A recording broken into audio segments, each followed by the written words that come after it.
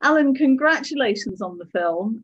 You're the writer, you're the director, you're the producer. It's kind of like your project. Juggling Yes. lots of balls there. Yeah. Thank you so Now, of much. course, you won an Oscar for your very first movie screenplay, which of course was American Beauty. Mm-hmm. It doesn't get much better than that.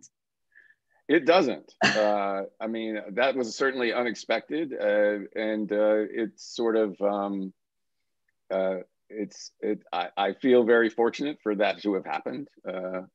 So, yeah. And then, in actual fact, you didn't write another film until about 2007, and that was Towelhead, which was also your first film as a director. I wondered why there was such a gap. Well, I actually, first of all, I did write other films; they just didn't get made. And I was doing 6 Feet Under. So, and also in that time period between American Beauty and Towelhead, I wrote a play that was produced in New York. So I was keeping pretty busy. I just didn't have time to, or I didn't have time to do another movie, and nobody was willing to produce anything I had written. So. And you mentioned there about 6 Feet Under, and actually, certainly over recent years, you've been doing an awful lot of TV, more TV than movies, really. I wondered what took you down that road. It just sort of happened. I actually signed a television development deal a week before I sold the script to American Beauty. So after American Beauty, I still had a year left on my TV development deal, and I didn't want to be those people. I didn't want to be one of those people who said, "Well, I'm not going to honor my commitment because now I have all these other opportunities open to me." So that's where 6 Feet Under came in, and I spent 5 years doing that. But I have a stack of screenplays that I've written that, I've been trying to get produced, and for whatever reason, they haven't gotten off the ground. And then Uncle Frank was the first one in a while that did. So what's the appeal of TV for you? And what's the difference between, say, making movies and making TV, if there is much of a difference nowadays? I don't think there's that much of a difference in terms of production, because most television now is shot like a movie. I think for me, it's a difference in sort of the scope of the medium, whereas a movie feels to me like a short story, and a television series feels like a novel. And when you have 60 hours to tell a story, you can spend a lot more time with characters, with detail, with actually having characters change and adapt and become different people, and it just feels like there's a much bigger canvas when you're working in television. Also, television is very much a writer's medium, in terms that whoever the person is who is the head writer usually sort of assumes the role of artistic director of what the story is going to be, whereas a film, it's a director. So those are the differences as far from my perspective. I like them both, actually. So with Uncle Frank, I believe it's partly based on your own father's story. It's based on a what if this had been my father's story. Because when I came out of the closet to my mother, she surprised me by saying, "Well, I blame your father for this because I think he was that way too." And which was a big shock to me. And then later on that same trip, I was living in New York. I had come home to Georgia to tell her. We were driving through North Georgia, and we passed a lake, and she very nonchalantly said, "That's where Sam Lassiter drowned."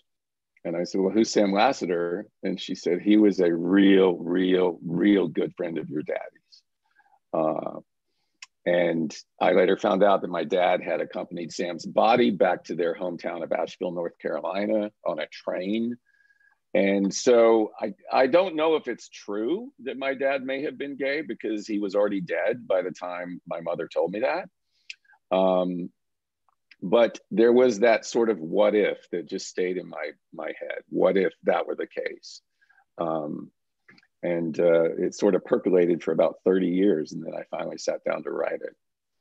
And you kept Sam Lassiter's name in the film. I did.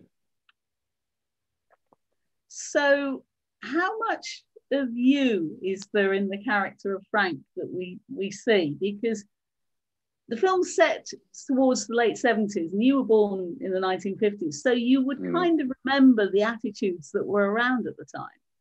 Yeah, I definitely remember the attitudes that were around at the time. And I definitely remember how being gay was still kind of was a real stigma. And it sort of meant that you couldn't really be a fully functioning member of mainstream society. It sort of made you an outlaw of sorts. But I think the biggest thing I share with Frank is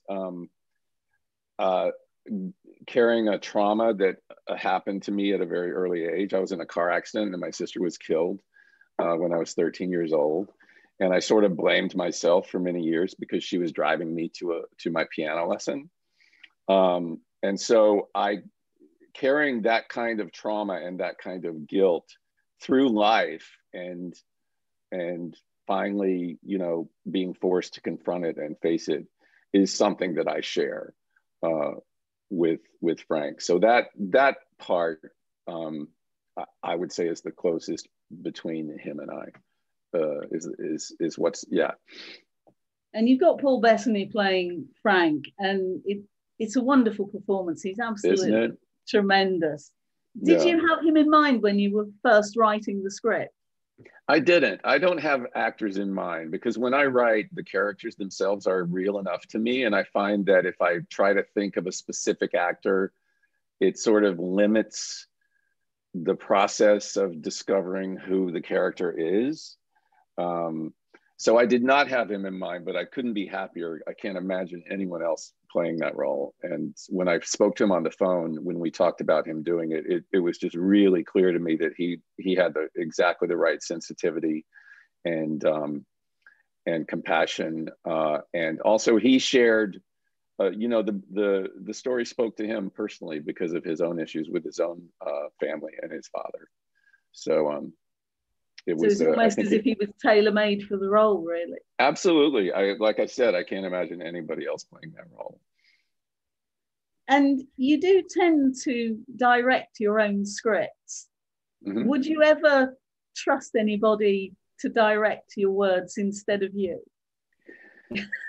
I got really spoiled by Sam Mendes' direction of American Beauty because I don't think anybody could have directed a better version of that movie than he did. And so I've been very lucky in that I've been allowed to direct the movies that I made. But there are plenty of great directors. And so having been through that experience, I know that it can be, an optimum experience. And so I would be open to it, but I